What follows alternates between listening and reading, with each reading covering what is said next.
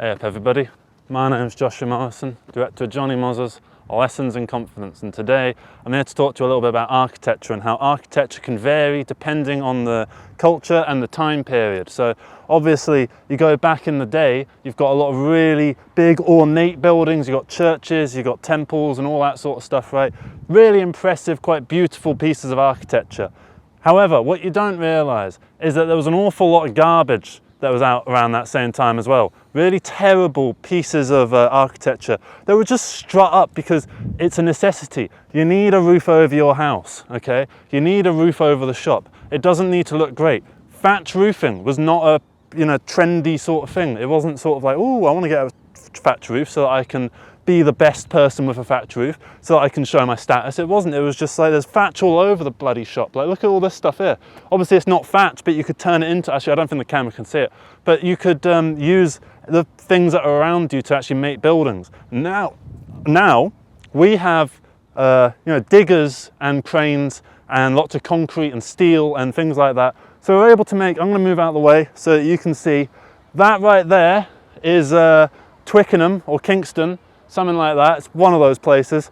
So first off, I want you to pay close attention to that white red sort of building there, right?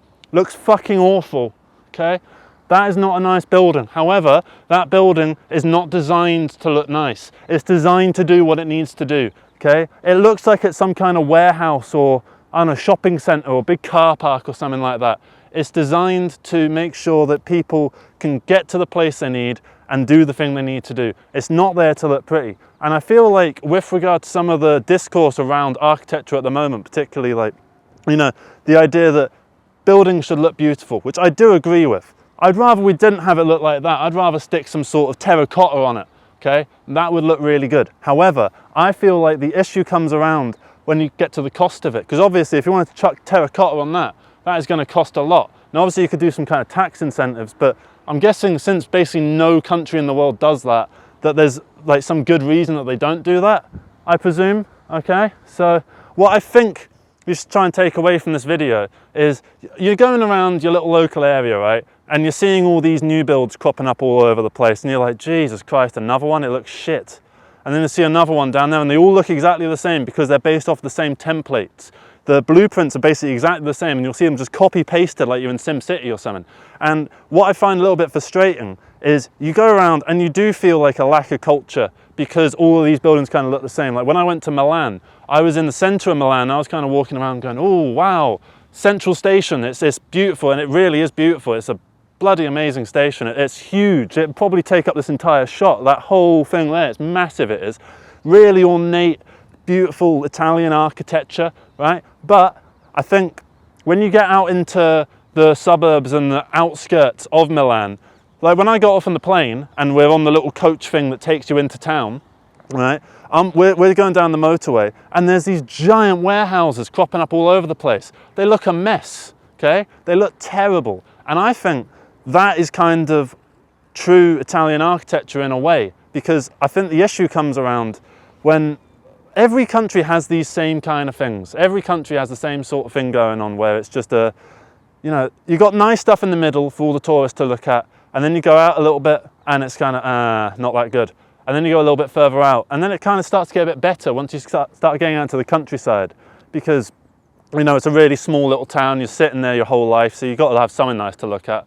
So that makes perfect sense. However, in cities like this, you kind of need, and this is in a city, believe it or not, we need this kind of thing, unfortunately, because we have economies to run, we have stuff to do, shit needs to get done. So that works, okay? You go in your house looks a wreck from the outside, but you go in and you decorate and make it your own, all right?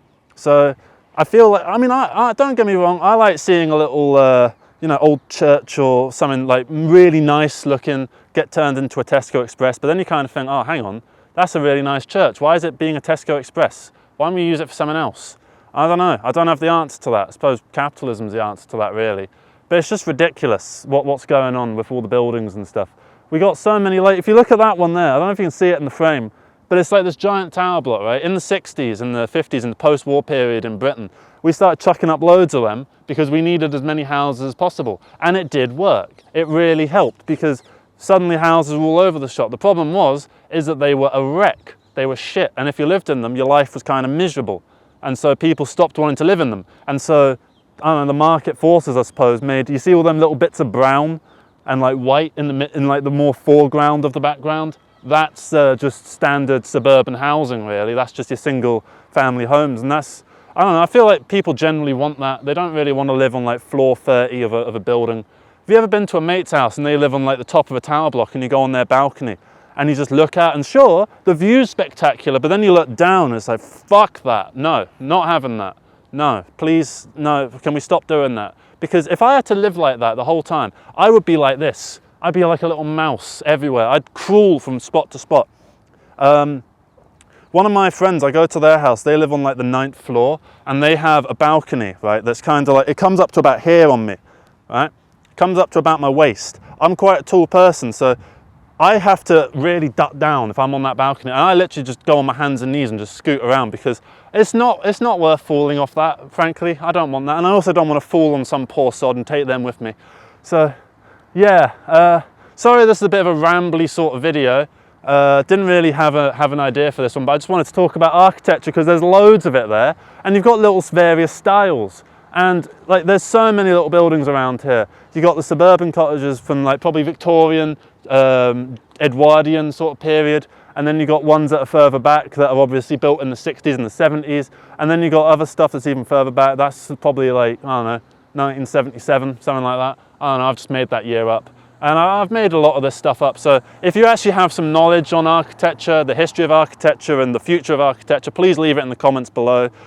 We can all educate each other and just see what the conversation takes us, and see if we can come to any good conclusions about the nature of you know, urban civilization, because it is quite interesting, because it's what we are surrounded by. Most likely there's at least a 50% chance, probably higher considering my audience, that you live in a city, right? And you're walking around and you're seeing all these fucking skyscrapers and you're seeing all these big things all over the shop, and it might feel a little bit intimidating, but it's just what you need. It's just, it gets the job done, you know? If it was something different, if a different thing got it done, we'd all be living in underground, I suppose. I don't know. So yeah, that's the video. Thank you very much for watching this. Yeah, put some comments in below about architecture.